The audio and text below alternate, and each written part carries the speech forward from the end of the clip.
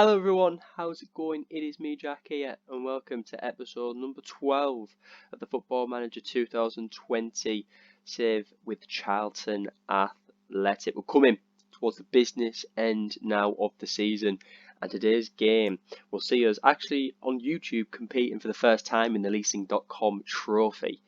Reason being is because we have reached the semi-finals of this competition, beating Ipswich Town very strongly in the last round. We've also beaten Crawley and Aston Villa en route to this moment, and beating Northampton, of course, in our group, drawing and losing on penalties to the Arsenal 23s and beating Southend in the group that allowed us to begin this journey.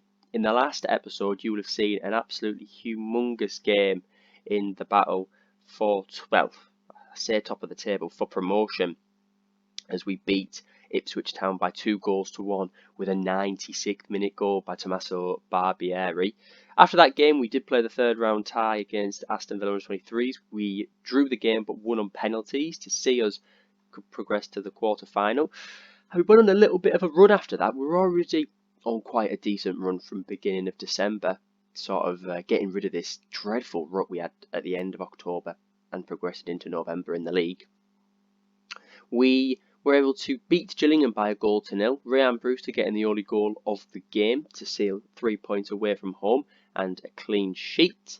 Ryan Brewster scored again in a difficult game against Accrington Stanley. Took us to the 65th minute to get that first goal. Hugill bagged a goal as well, and we won the game by 2-0. Another comfortable clean sheet. We played against Coventry, and away games this season we haven't been the best in. To be brutally honest with you, we took the lead actually in this game, but 2 quick goals by Godden and Hayam meant that Coventry won the game by 2-1. Then we played Ipswich Town in what was a difficult game away from home in the leasing.com. I was expecting to lose this game, but to beat the league leaders again, this time in a different competition, was really boosting for our morale. Bonazzoli got the first goal of the game.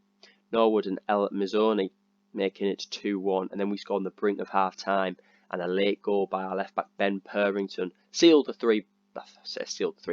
victory as we progressed to the semi-final in today's episode. You can see as well we did rotate the team a little bit. Ben Omas played the game as well. He did very well in goal, and then Doncaster Rovers came, and it was a disappointing performance here again. We lost our second straight away game in the league by 2-0. However, we bounced back. Shrewsbury we beat very convincingly by 5-2. 2 goals by Ryan Brewster very quick, with Tapia making it 3. We were 3-0 up by 16 minutes, and then they scored on the brink of half time to just give them an edge back into the game. However, Whittock made it 4-1. They responded with a goal from a set piece by Ethan Banks-Landell, and Forster Kasky come on and made it 5-2. And then another away game, but this time it turned around to be a victory against Bradford City. We took the lead with Jordan Hugill, and then James Vaughan, 2 goals by him, made it 2-1. And then we had to change it up tactically at half time as we were just getting outplayed in the first half by Bradford. We adopted the 5 at the back formation that had been used in the Championship. We haven't used it that much in League One this season, but I decided to change it, and Ryan Brewster got 2 goals in the 70th and 83rd minute to seal a huge 3 points. And this run that we have been on sees us lie only 2 points from the top position. Ipswich Town 67 points. We're still looking at Fleetwood behind us though, who are only 4 points behind, but Ipswich Town, considering the gap that they did have, they have really not been on form. As soon as they've lost that game to us, they have just fallen apart. Defeat. A victory against Burton, a draw away to MK Dons very late on, and then 2 defeats straight in the league sees them only 2 points clear, so very much top of the league could still be on. However, if we were to go on a bad run of form, you can see we will end up dropping down. But with us being so late now in the season, we are going to play that Fleetwood game on camera, because it could be a huge game, especially if they catch back up. So that game could be pivotal for the race for promotion. It's vital, of course, that we just get promoted this season. I know the board wants us to win the league, but as long as we get promoted, I really don't mind where we're going to finish. Positively though, Ryan Brewster has actually signed a loan extension with us, so he's going to be with us regardless of where we are next season. He's came in on loan and done very, very well indeed. 16 goals in 30 games for us. He's been a fantastic player, and I'm looking forward to working with him next season. Last episode, I showed you some business regarding Axel Bakayoko, but a number of players that we were looking at just decided to extend their contracts with other teams. So we've already played through the deadline day, and there isn't really much business to report. We did nothing, to be honest with you, in January, and whether we can really afford to have done it anyway, I'm not really too sure. It was all about just making sure we could extend contracts of players. I'm going to show you another one here. Johnny Williams, who's currently injured at the moment. We have handed a contract for an extra year to send him to the end of 2023. But, you know, I'm still sort of in the back of my mind looking at areas to improve the squad for next season. I'll show you the players that will be leaving the club at the end of the season. Bonazzoli, I'm not sure whether I showed you this, but he's going to West Brom. Excuse me, so there's nothing I can do about Bonazzoli. He'll be going to West Bromwich Albion next season. I tried to actually give him a contract to make him stay, but he was wanting about £20,000 a week, and it's important in the lower divisions to really keep a management on the wage structure. You know, the highest wage we're handing out at the moment is £19,000. I didn't want another player on about 20k a week, so we didn't give him a contract. But as well as Bonazzoli leaving, Pierce will be leaving. Ben Amos, I'm not too sure about at the moment, whether we're going to look to bring in a goalkeeper. Phillips isn't too bad, but I'm still umming and ahhing about that. I'd like to give Deji Oshalaja a contract as a backup centre-back for next season, but he doesn't want to talk to me at the moment as we broke down the past talks. Oztuma, I think I'm not going to keep a hold of for next season. I haven't sort of set him for release yet, but I don't think he's the necessary quality to be a championship player, and I think that's what we are beginning to really need. Hugh Gill, again, was sort of on the fence whether I want to keep him for the championship next season. He did well in that season in the championship, but this season he's been a little bit inconsistent for us. He scored in the last game against Bradford, but he goes on runs of just loads of games without scoring. I mean, look at this run here. Before he scored against Crawley, you know, you were looking at middle of December and almost the beginning of November without scoring a goal. That is just disappointing. Matt Smith as well, I'm sort of debating whether I want to keep hold of him. He's not been too bad for us this season. Hasn't played as many games as what he did in the Championship, but it's still a solid player nonetheless, so I might keep a hold of him. And I think Adam Matthews has got a contract here, so it's all these players above that will be leaving the club potentially or staying on. You will find out in future episodes what we'll be doing regarding that. But I think without further ado, actually, I'll show you a bit of staff business that we did. I think there's a way to show you staff members that have come in. I don't really show you this sort of thing. But I brought in, we lost these two members of staff. I brought in Grant McCann as a under-18s coach. Crazy that he's gone from a Hull City managerial position and managerial positions in League One to now being an under-18s coach for me. But he brings a lot of experience, so I thought that was a decent business for us to do in terms of coaching staff. Darren Bent I actually brought in. Reason being is because he's actually regarded as like an icon at the club, so I just decided to bring him in just literally for exposure almost more than anything. David Karanka, brother of Aito, I brought in as well as an under-18s coach just to fill out that position.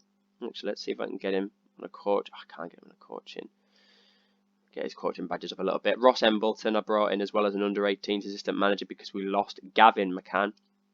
And Ashley Thomas is a regenerated under-23 sports scientist who looks decent in that role as well. As we go into this game, I will show you the injuries. We are running the same team as what we did in the previous fixture, which was against Bradford City. It will be Phillips in goal, Barbieri, Garcia, Magnani and Whittock in the defence. Forster Cascade will be used in the holding role due to suspensions to Harry Kane and an injury to Renato Tapia for what was 4 weeks. He's done 2 of them already. Johnny Williams is out for 2 weeks as well, so Oztuma will be continued to be used at the cam position. Traore and Mallon the midfield partnership with Ryan Brewster and John Hugill up top. On the bench, we've got Ben Amos, Matthews, Purvington, Sarr, Matt Smith, who could be used off the bench, lacking in match sharpness. We might give him a little bit of game time with Samuel and Bonazzoli as the two strikers on the bench as well. I'm just trying to think. There is nothing else really for me to show you apart from, let's just get into the game. I'm just thinking promises. We had a few promises over the time. Tom Lockyer was expecting more game time. I gave him a little bit already, to be honest. Maybe I should have played him in this match, but got MK Dons at home next, 2 winnable home games, so I might play him in that game. Jason Pearce, I think, will be going. I think he's a centre back that will be leaving. I haven't set him for release yet, but he will be somebody that leaves because he hasn't been used at all really this season. So we'll look to try and move him on. He wants to go. I want to keep hold of Tom Lockyer. He doesn't want to be sold anymore, and we've given him a decent bit of game time. So let's just move on. Let's just continue on. Here is the Bristol Rovers team. They've got really strong players. Emmanuel Thomas, Addicks in the team. Alfie Kilgore's a good solid centre-back. An experience at left-back with Mark Wilson. Barrett on the left wing as well. Let's just tell these players, go out there and give the fans their money's worth. I won't be too disappointed if we lose this game, but you know, it would be nice, wouldn't it, to get to a final, get to Wembley. Have a look here at these messages very quickly. How do you approach? Yeah, he's a natural choice, Dylan Phillips. He's a fine player. Excuse me. Still got a little bit of a cough at the moment, but here we go. Bristol Rovers game will be going off here. Any League One games taking place? No, it's just all. Oh no, that's Europe. Leasing.com will watch. Hull City and Lincoln is the other tie. They're the two teams that could make it to the famous Wembley. You would see, of course, the final if we were to be playing it. So we'll have to look now and see what we can do. It's a strong team because, as I said, the board weren't expecting it, but it would be nice to get to Wembley, wouldn't it? For the very first time, to add a trophy to our CV, which at the moment was tarnished due to the disappointment of last season. Let's tell the boys to get creative now, as we've had a decent start. Bristol Rovers doing well in the league, of course, as well. So, you know, can't expect this to be an easy game. However, we're in decent form at the moment, so let's hope we can use that to our advantage as we look to try and win this football game. Whittock picking the ball up. Magnani and Garcia, great partnership at the back. Garcia as well, we extended that contract. He'll be staying. I'm hoping them two will be a good partnership for next season. As Tommaso Barbieri at the right back position scored in the Ipswich game in the league, his only goal of the season thus far. Brewster finds Ojtuma, back to Barbieri, to Traore. Great intricate passing by Charlton as Forster Kasky finds Whittock to find Mallon. It's a good effort. Great save there by Jacola. Corner to be taken by Mallon. Ball whipped in. Traore can't get there. Garcia finds Mallon again. Could another ball be whipped in? Forster Kasky's going to be there on the edge. Takes a dig. Deflected and will be going out for another corner. Charlton doing well here in the opening stint. Brewster to whip a ball. Brewster try and head it. Can't. And now Bristol Rovers could intercept. Maddox pulled up there by the looks of it. His condition doesn't look like he's got down that much, but end of highlight. And now Bristol Rovers with a free kick. Barrett on it. It's a strike and Phillips tipping the ball just over there. Bristol Rovers having chances here. They've got a corner now. Maddox to take it. Traore heads clear. Barrett finds Alfie Kilgore. And it's a good interception by Barbieri. Traore intercepts Hugill on it. Hasn't got the pace to really beat a man. He's taken down by Little. Referee sees nothing bad with that. He's picked up a yellow card though. With the 15 minutes to go the first half, we have controlled the stats. I'm going to just encourage the players as we come now for the final 10 minutes. We are doing well though. We just need to try and continue with this momentum. As Garcia is now on the ball. Barbieri on the right. Ojtuma, don't lose the ball. Stevie Mallon stood next to the referee. Know what he's doing. Ryan Brewster. He whips the ball into the box. Shaughnessy clears. Whittock finds Brewster, who plays it back off to Barbieri. To Traore. Oztumer finds it, and that is a brilliant effort by Erhan Oztumer. I was saying he might not be the level of League One, the Championship, but he definitely is the level of League One. What a great goal that was. Finished it beautifully. Traore linking with Oztumer, and it's a cracking effort on the edge of the area. We lead by a goal to nil, and that has been an excellent start there as we end the first half. Just allows now a little bit of complacency to begin for Bristol Rovers, but half time comes. Definitely been the better team. I'm just going to tell them I'm happy. Just keep it up. Excuse me. As we progress through to the second half, Addicks has had to come off there. I think he did pick up a little bit of a knock actually at the end of the first half. Hull City lead as well in the leasing.com semi-final. As it stands, it'll be these two teams progressing through. Bristol Rovers with a highlight though. Kilgore to Little. Finds Alfie Kilgore, who can whip it in. Daly can't get there. Wilson picks it up. Strikes it, hits the post. Who's going to get there at the rebound? Magnani. Just beats the attacker. And we keep it at 1-0. But Bristol Rovers placing a bit of danger in this team.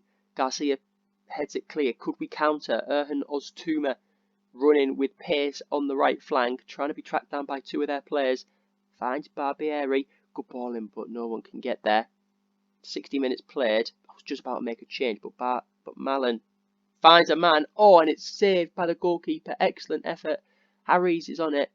Right, I'm going to just tell them to get creative again, but I'm going to make a change. Hugill off. Let's bring on Bonazzoli. I was going to take off Mallon for Smith, but I have to wait a little bit later, I think, to do that change. Just click play. Whittick as well, I might want to give a little bit of a rest too. As we're now coming up to the final 15. Let's bring Forsakaski on as the box-to-box role, and then we'll bring on Smith. I'll wait till about the 80th minute before we bring on Whittick. Smith a little bit more defensive. There is a highlight. Whittick to place the corner. Smith will get it. Just come back from I think it's a big injury he's had, hasn't he? Whittick finds it on the edge. Can't whip a ball in. Wilson blocks it, and now Barrett to Daly. Counter-attack could progress for Bristol Rovers. No, it's not. It's a good tackle from the young right back. Traore. Barbieri making the overlapping run, but we can't find him. Good player now from Charlton. Whip it in, Barbieri. He's not got the crossing ability to whip balls into the box like that. Forsakaski to Smith. Forsakaski. Good play to Barbieri. Men waiting in the middle. Bonazzoli's there. Hits the bar. Noble keeps it out. Kilgore clears the ball. We are attacking here now, and we do deserve a second goal. Let's just bring on Ben Purrington to give him a bit of game time now as we head towards the final 10 minutes. I was going to praise them, but there is a highlight. Traore gets there ahead of Barrett, and it appears Barrett's going to be red carded there. He went in with 2 feet apparently. That's unbelievable. Going in with 2 feet when the ball's in the air. So I don't know how he's tried to do that. But can we just keep a hold of this now for the final few minutes? The clock is ticking down. I was about to say it's full time, but it's not. Ball in. Can we extend it clear? Brewster. Get a second, boys. Smith. To Magnani. We've ticked over the 94th minute. Purrington finds Magnani. Back to Purrington. Oztumer. Smith. Ball out wide if you can find it. Traore. Look at all the space. Forsakaski, I believe, is in. Oztumer finds Magnani. Do not lose the ball and let them counter-attack now, boys. We're just playing the ball around. Referee, you can blow that whistle, you know. Traore. He finds Forsakaski. Now we can get another ball into the box. We can't. Garcia, Traore. Smith, it's great play. Shoot someone. Brewster. Oh, that was beautiful. I thought the game was just going to finish there. But I'm going to praise them because the passing, how many passes was made there in that build-up? It appears that we're going to win this game by 2-0. Excellent build-up play. Everybody worked in that. Brewster strikes, hits the post and goes in. And Charlton have sealed a place in the leasing.com final. Joined with Hull City, it looks like. Excellent play. I'm very happy with that performance. And we will be participating in our first finale of the save against Hull City Their only goal won us that game, and we will be playing, it looks like, April the 3rd, I'm not too sure. So we'll have to see when we'll be coming back, but expect about another 2, probably 3 episodes before now the end of the season, because I want to play this Fleetwood game on camera. I want to play the leasing.com final on camera as well, and I obviously want to be playing the final game of the season on camera as well, where hopefully we might be saying hello to the Championship. Plenty of games left to go, so we can't look at it just now like that. We've just got to take it a game at a time and try to accumulate as many points as possible for the race for promotion. If you have enjoyed that game though, please do hit the subscribe button, like the video as well if you haven't liked it already, comment any suggestions regarding the save as well. It does help me out as we progress Charlton Athletic back to the big time. Thank you very much for watching, and I'll see you for episode number 13 of the Charlton Athletic save very soon. Take care, guys. Bye bye.